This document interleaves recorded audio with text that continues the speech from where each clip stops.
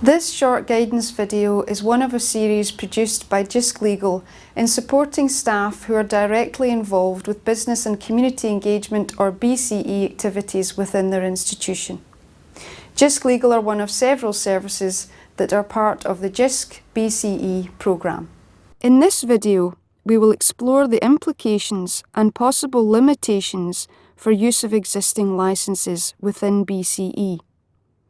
Alison McFarlane will then provide you with detailed guidance on setting licence terms for works created, including IP clauses, rights of reuse, warranties, and the right to publish.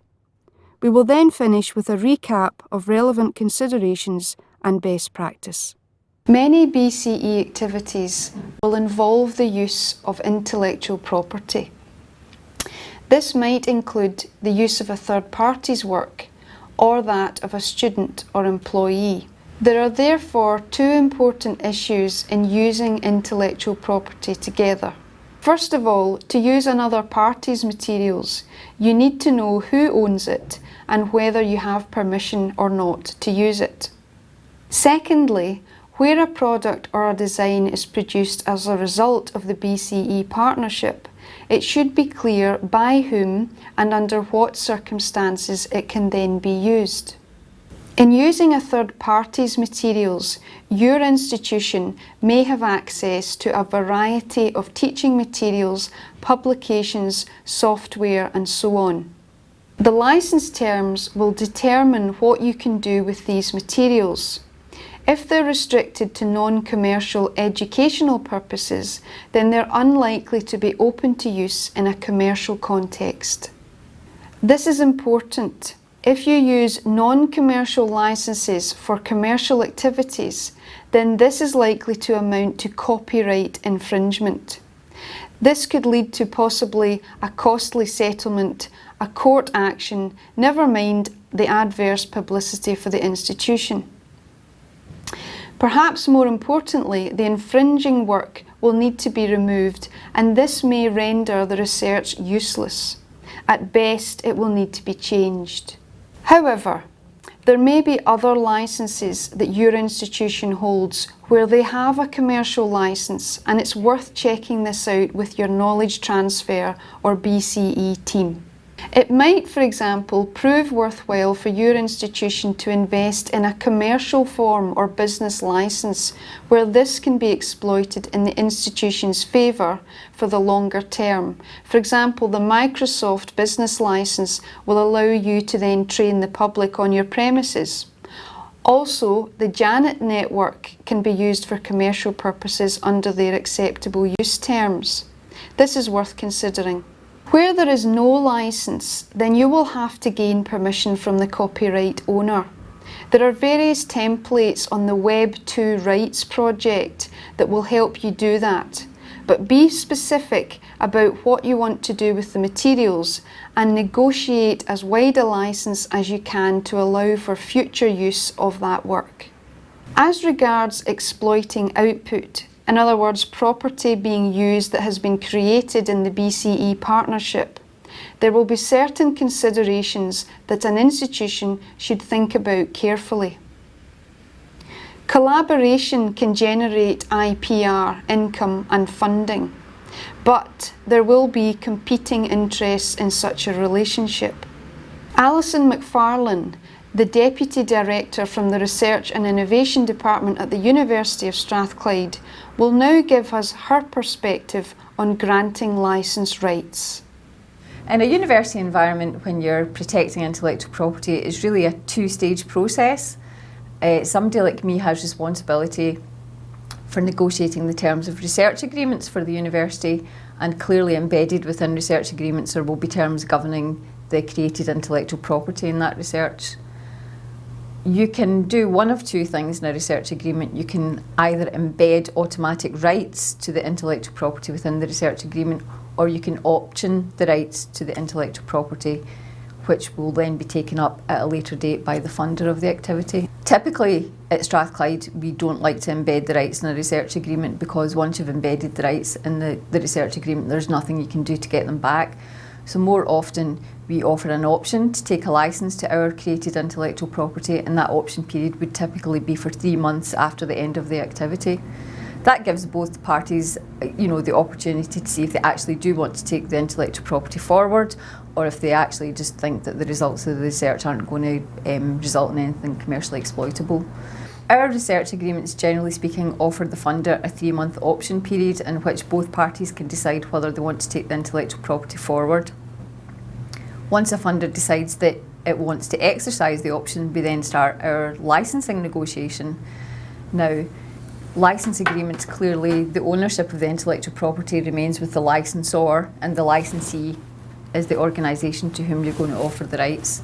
The rights can be on all kinds of bases. You can either offer an exclusive licence to a licensee, a non-exclusive licence to a licensee, an exclusive licence by sector, or an exclusive licence by territory, and less often you'll sometimes see a sole licence, which basically means that both parties, both the licensor and the licensee, have the same rights. I would say, in my experience, unless you have a technology, say a piece of software that is appropriate for multiple use, most licenses tend to be on an exclusive basis, but they can be limited by sector if it's a platform technology that you can use in a number of different applications. So the basis of your licence is an important term to get right, and you have to both have the same expectations at the start of the transaction. You should also be careful in your licence that you're quite clear about whether or not your licensee can sub-license the technology, because if you want to issue non-exclusive licences, you wouldn't offer your licensee the opportunity to sub-license, because effectively that curtails an income stream for you. The other main area that you need to think about in a licence agreement when you're protecting your intellectual property is who's actually going to pay for that protection. Again, typically at Strathclyde we expect our licensees to pick up the ongoing patent costs, but unless you're specific about that in your discussion, it may well be something that you both have a different view about. So those, I would say, are the key terms that you need to get right in your licence agreement. If we step back to our research agreement, I mentioned earlier that it's important to get your intellectual property right clauses correct in your research agreement. That will then let you move on to enter into the terms of your licence agreement. Other key issues that you need to consider in your research agreement are your academic rights to reuse the intellectual property. Clearly, if you've given away those rights, that effectively curtails your line of research for the future.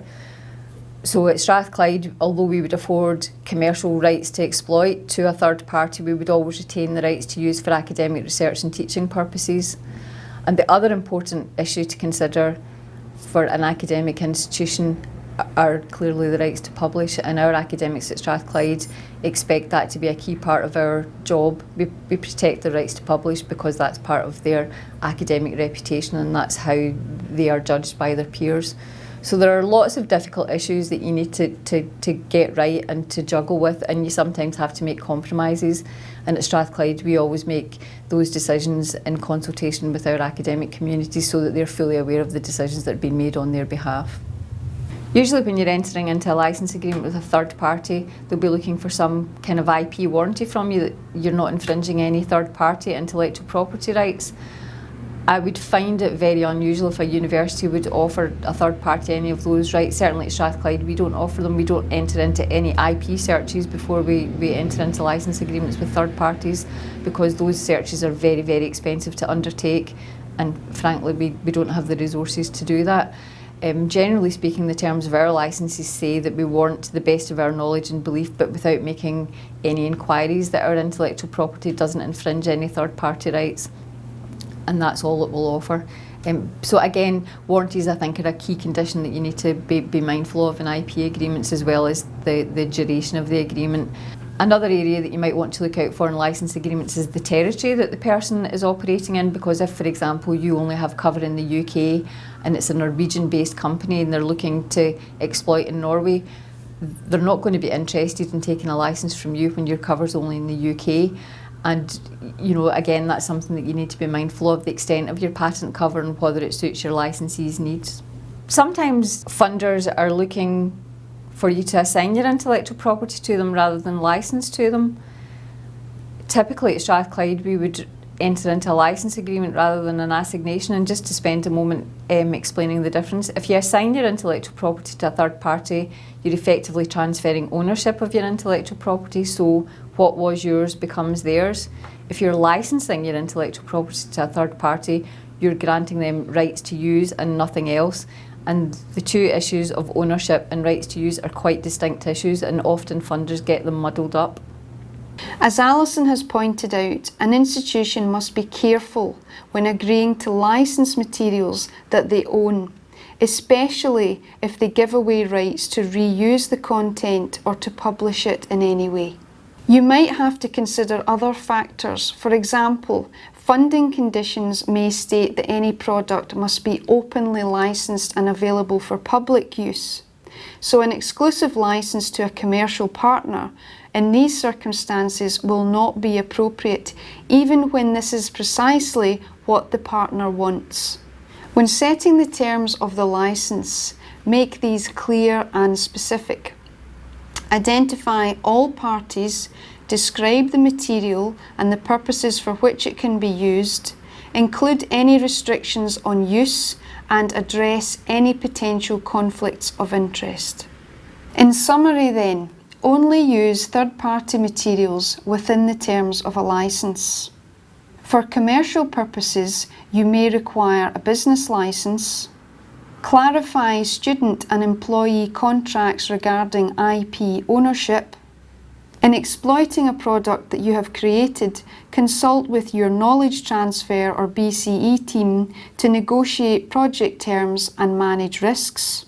Get a formal contract in place before consenting to anything. Specify clearly the objectives, the obligations of each party, timescales, resources, costs, ownership of property, and any restrictions on further use. And finally, be aware of any confidential issues and conflicts of interest. For further information on this area of law, please consult our website or contact us if you have a specific query.